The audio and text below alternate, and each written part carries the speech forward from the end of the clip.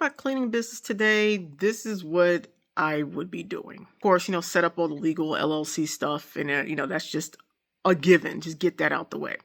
But the next thing I would do is I would really be looking for places where I have the most chance of success. I would pick exactly where I would want to actually have a cleaning business.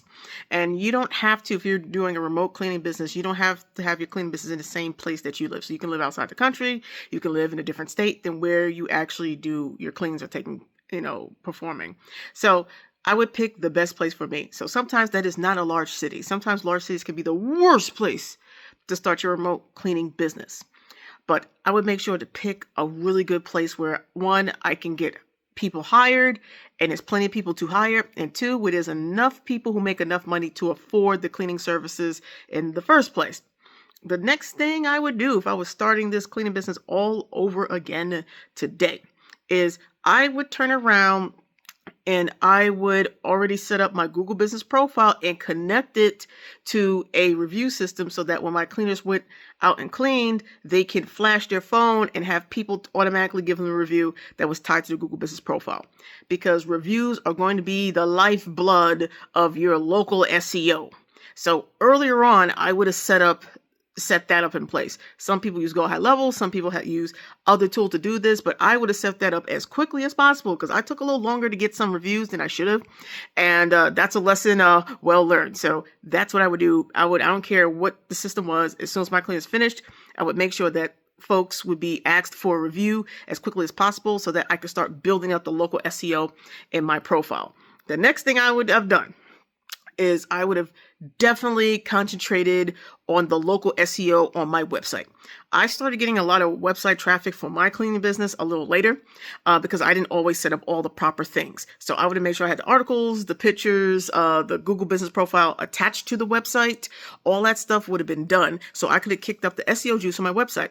Now I do get a nice amount of traffic. It could be better on my website, and I do get bookings from it. But if I had to start over again, I would have started the local SEO Google business profile again, getting reviews and making sure it's connected to my website so I can get my website SEO up, because all that is just free customers that I don't have to pay for. It's just free customers, because eventually when you start spending money on ads, which most of you, if you decide to do this, you will have to turn around and make that in your ad budget. The next thing I would do if I start over again is I would have turned around and ran Facebook ads sooner. I waited to run Facebook ads. I was doing Yelp.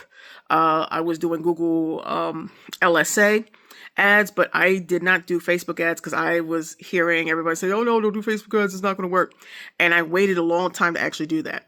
I should have started those ads, even if it wasn't just to get direct cleans, just to get some brand awareness out in the area that we were cleaning in. Would have been great. It would have helped more, because when people recognize the name of your cleaning company and your cleaners are doing a good job and you're getting mostly good reviews, you want to highlight that. You want to be known for that. So I would have started Meta ads, so that's Facebook and Instagram ads, a lot sooner than what I did. I waited. Especially to figure things out, because, I was just, let me do what people tell me to do because they've been in this business longer than I have. So let me learn. But I actually should have started doing local Meta ads a lot sooner. It would have saved me some time in figuring things out that now I've had to figure out running the cleaning business, because you need that extra folks to come in. And it's not just that, the thing about Google LSA, those are the Google guaranteed ads, is this. If you have a lot of competition and you don't have enough reviews, it's going to be hard to really get phone calls, okay? Some cities don't have as much inventory over there, so you won't get as much business in the area that you want to target. When it comes to Facebook ads with your local service, you can just stay within the 4 or 5 mile radius or 10-mile radius that you operate in. You don't have to worry about the rest. And that was a plus, because I don't operate in the entire city. It's impossible. I tried that. I screwed up trying to do that. I operate in a certain area, and it was just easier to get more people interested in just inquiring about house cleaning services by just targeting in the areas that we serve in the first place. Had I started the Meta ads earlier, I would have found out the things that I am finding out or know now. And by now I would have been like, oh, I know exactly what works, and I could have made a lot more money. Instead, you're still like tweaking and figuring things out. So that was a big mistake on my end. listening to folks that, they had their experience when they created their company in places that they created. And my experience is a bit different based on where I am. And that's something to consider when you're doing, if you decide to do a cleaning company yourself, what that looks like. The other thing I would have done is make sure I had more reserve capital. As we were making money, we should have reserved a bit more capital, because there is a time where people will not be calling for your services, right? And if you don't have enough people on recurring cleans, you're going to be short capital wise, and you won't have access to going to a bank and borrowing and doing all that stuff, right? Early in the game. So make sure that when you can reserve capital for the months that are going to be a bit dry, the months where people are going to be feeling a little bit more broke, the months where you might have to hire new cleaners, which you will always be hiring new cleaners because people fall off the earth, or you have to fire a cleaner for doing something they weren't supposed to do, right? So make sure that you reserve some capital. This does not mean being cheap. Like, I'm not telling you to be cheap. I'm telling you to reserve some capital for the times where you're going to need it, so you can still pay for your tools and keep your business running, especially in the early days. Another thing I would do is focus more on recurring cleans. I know there's a whole bunch of people on this platform and other places talking about, oh, you can make so much money doing construction cleans. If your insurance does not cover the type of clean you're doing, do not do that clean. Because if God helps you, if someone gets hurt, someone breaks something, and they call for your insurance, and your insurance sees that you did a clean that you did not pay for, you're going to be in some mess. You'll be bankrupt.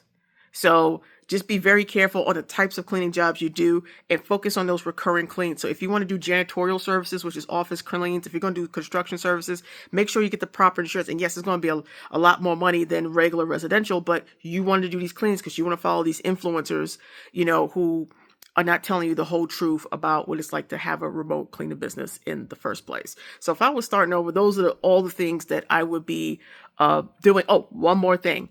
Make sure wherever you go that you can have a lot of people who are looking for gigs. Like right now, oddly enough, there's a bunch of people, because people have lost their SNAP benefits or possibly will be losing their SNAP benefits. People have gotten laid off. People need the extra hours. Holiday season is coming. So there's a lot more people in the pipeline, and probably most places that are looking for some extra gigs. Having people in the pipeline is great, but you also want people with experience in what you're doing, because they can just be here today and be gone tomorrow. But always have a place where you can hire new cleaners, so you can start filtering through, so that you never worry about getting cleans but have no one to clean them. So all these things considered, if I was starting over, I would really consider these things a lot earlier than I did before. Hopefully all this was helpful. If you have any questions about that kind of stuff, just drop it in the comments below.